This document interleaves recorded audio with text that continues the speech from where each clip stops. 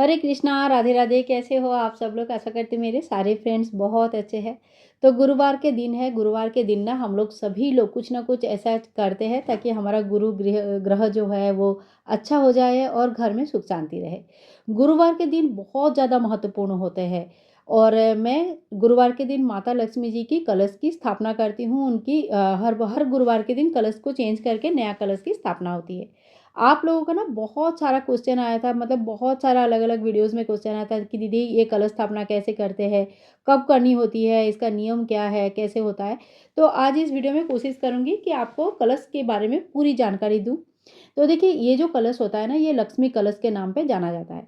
जो भी मेरे बंगाली फ्रेंड्स हैं, उन सभी को पता है कि गुरुवार के दिन लक्ष्मी कलश की स्थापना होती है और घर में लक्ष्मी प्राप्ति के लिए हर गृह लक्ष्मी इस कलश की स्थापना करते हैं। तो ऐसा कोई कंपल्सरी नहीं है कि आपको करना ही है, लेकिन अगर आप सच में माता लक्ष्मी जी की प्राप्ति करना चाहते हैं घर में, सिर्फ पैसे नहीं होते हैं। लक्ष्मी प्राप्ति मतलब ऐसा नहीं है कि खाली पैसे हमें मिल जाता है। लक्ष्मी प्राप्ति का ये भी मतलब होता है कि घर में श्री वृद्धि होता है। हर चीज़ में, हर जगह पे आपके घर देख के ना लोग कहेंगे कि वाह कितना सुंदर लग रहा है। गुरुवार का पूजा करने के बाद खुद भी हमें ऐसा लगता है ना कि वाह कितना सुंदर लग रहा है, काश मैं रोज़ ऐसा पूजा कर पाती। तो ये चीज़ें जो पॉजिटिविटी होती है ना, ये भी धीरे-धीरे बढ़ता रहता है। तो चलिए आज का वीडियो मैं शुरू करती हूँ। तो गुरुवार के दिन जितने भी भगवान जी हैं सभी को स्नान कराना है और मैं यहाँ पे दूध से स्नान करा रही हूँ। आप चाहे तो दूध से कर सकते हैं, गर्मी का टाइम है पंचामृत से कर सकते हैं, ठंडी का टाइम है तो फिर नॉर्मल जो है ना जल में थोड़ी-सी इत्र वगैरह डाल के भी स्नान करा सकते हैं। तो कैसे स्नान कराना है बिल्कुल आपके ऊपर है। तो जिस दिन जैसा इच्छा है उस तरह से कर सकते हैं।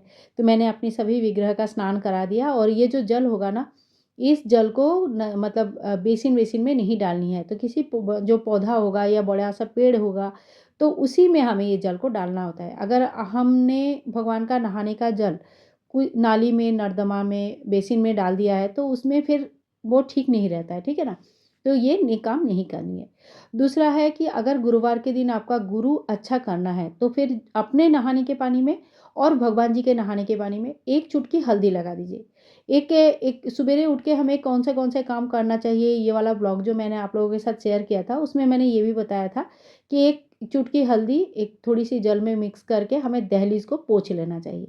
अगर डेली हम लोग ये काम करते हैं ना, तो फिर हमें तभी भी हमारा गुरुगृह अच्छा हो जाता है। अब गुरुवार के दिन हमें इत्र की व्यवहार ज़रूर करनी चाहिए। अगर ये सारी चीज़ें डेली हो पाता है तो बहुत अच्छा है, लेकिन अगर नहीं भी हो पाता है, तो आप गुरुवार या शुक्रवार दोनों माता लक्ष्मी के दिन है, दोनों दिन आप कर सकते हैं। गुरुवार के दिन मैं क्यों करती हूँ? क्योंकि गुरुवार का जो दिन होता है ना, ये भगवान विष्णु के दिन होते हैं और बहुत प्रिय दिन होता है। और इस दिन अगर माता लक्ष्मी की पूजा किया जाता है साथ में, भगवान की विष्णु जी के साथ में, तो फिर उसके जो इफ़ेक्ट होता है ना, वो बहुत ज़्यादा होता है, बहुत ही ज़्यादा होता है, ठीक है ना? तो कोई भी पत्नी अपने पति के साथ सबसे ज़्यादा खुश रहती है। तो इसीलिए माता लक्ष्मी के साथ-साथ जब भगवान विष्णु जी की पूजन होते हैं, तो उसमें माता लक्ष्मी जो गदगद होते हैं, जो खुशी होती है ना, वो खुशी एक अलग ही मायने रख देती है। साथ में हम कान्हा जी को भी, सभी देवी-देवता को देखो यहाँ पे इस तरह से अच्छे से मालिश किया है। तो इत्र मालिश करने से जो विग्रह है ये बहुत सालों तक आपका एकदम चमकदार रहेंगे, सुंदर रहेंगे और भगवान का जो स्वरूप है, ये जितनी चमकदार और सुंदर होते हैं ना, उतना हमें अच्छा लगता है। अब दूसरी बात में आती हूँ तो देखिए गुरुवार के दिन ना ज़्यादा से ज़्यादा पीला रंग का व्यवहार करें। अगर हो सके तो एक पीला दुपट्टा आप खरीद के अपने पूजा के लिए रख लीजिएगा। कोई भी कलर का ड्रेस आप पहन रहे हैं, लेकिन पीला कलर का दुपट्टा ओढ़ के पूजा। आप लोगों ने देखा होगा मेरे सारे वीडियोज़ में लगभग मैं 2-3 पीला दुपट्टा मेरे पास है, मैं घुमा के उसी को लेती रहती हूँ। कोई भी कलर का ड्रेस पहनूँ, पीला कलर का एक दुपट्टा मैं ले लेती हूँ। बहुत शुभ माना जाता है, बहुत अच्छा माना जाता है और ये कोई मैजिक नहीं है कि आज ओढ़ा और कल इफ़ेक्ट आया।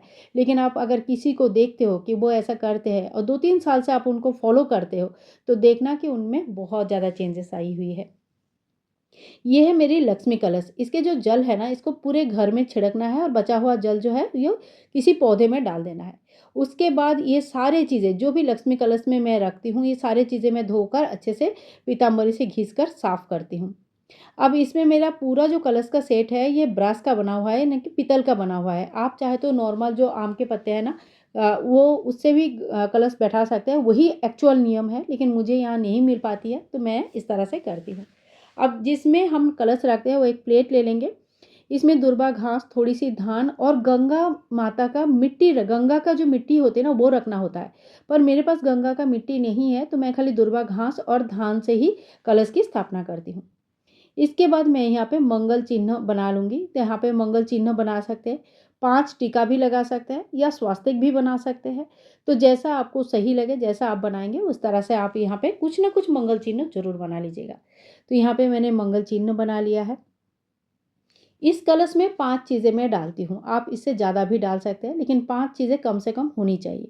5 चीज़ें क्या-क्या है, एक सुपारी है, एक इसमें एक कमलगट्टा है और ₹1 का कॉइन है। आप चाहे तो इसमें चांदी की कॉइन डाल सकते हैं, अगर सामर्थ्य है तो एक छोटी-सी चांदी की कॉइन कभी किसी गुरुवार के दिन लेके आप इसमें डाल दीजिएगा और उसी को कंटिन्यू कीजिएगा। इसमें से कोई भी सामान चेंज नहीं होती है। एक गोमती चक्र है और एक जो है ना इसमें कौड़ी है, जो लक्ष्मी कौड़ी बोलते हैं वो कौड़ी है। तो ये 5 चीज़ें हैं और ये है नारियल जो कि पीतल से बना हुआ है। आप इस तरह का नारियल अगर आपको मिलता है, आप पूरा सेट मिल जाता है तो आप ले सकते हैं। इसके बदले में आप जो केला है या फिर जो हरितकी होते हैं या सुपारी होते हैं या नारियल होता है, किसी चीज़ से भी अपनी कलश की स्थापना कर सकते हैं, ठीक है?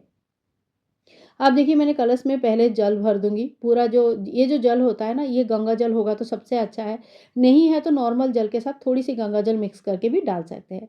अब जो 5 चीज़ें मैंने बताया, ₹1 का कॉइन, एक कमलगट्टा, एक जो है इसमें कौड़ी डाल देंगे हम, एक सुपारी और साथ में जो गोमती चक्र है, ये सारी चीज़ें डाल देंगे। इसके ऊपर आम्रपल्लव रख देंगे, आम के पत्ते रख देंगे 5 और इसके बाद ऐसे प्लेट के ऊपर रख देंगे। ऊपर से हम एक पान के पत्ते रखेंगे, बेलपत्र रखेंगे, एक जो हमारे नारियल है पीतल का वो रख देंगे।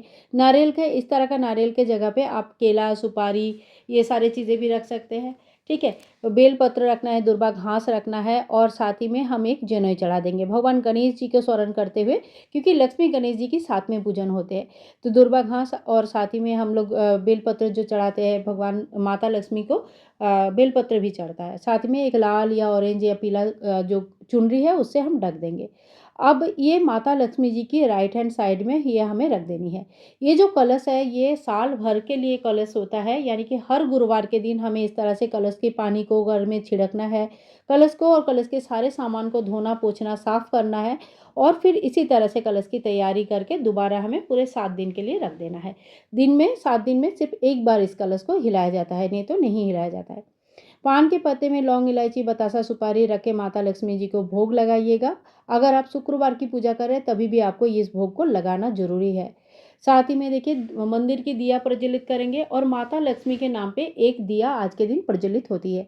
आप चाहे तो सुबह-शाम का दिया प्रज्वलित कर सकते हैं या केवल मात्र सुबह का या केवल मात्र शाम का भी दिया प्रज्वलित करते हैं। लक्ष्मी जी के इस दिन पाठ किया जाता है, तो आप श्री सूक्तम पाठ कर सकते हैं या तो फिर कनकधारा स्तोत्र पाठ कर सकते हैं, स्तुति कर सकते हैं, अष्टोत्तर और शतनाम का जप कर सकते हैं। तो बहुत सारा चीज़ें होते हैं, इसमें से जो भी आपको सही लगे, जो भी आपको सहज लगे वो आप कर सकते हैं। लेकिन जब भी हम पाठ करेंगे ना तो दिया जलाकर ही हमें पाठ करनी है। बिना दिया का लक्ष्मी माँ के लिए एक अलग से दिया जलाना है और उसके बाद ही बैठ के पाठ करनी होती है। तो इस तरह से बिल्कुल सहज सरल तरीके से मैं जो है ना अपने कलश की स्थापना करती हूँ। बहुत मतलब बिल्कुल दिल से जो है माता लक्ष्मी को बुलाती हूँ कि माँ आओ, मेरे घर पे आओ, आपके आने से, आपके आशीर्वाद से मेरा घर खुशी से जगमगा उठे। बस यही माता से हमें चाहना है। और साथ में देखो लक्ष्मी श्री जब घर में आते हैं तो बहुत सारा चीज़ें ऐसे होते हैं जिससे हम बहुत ज़्यादा परेशान हो जाते हैं।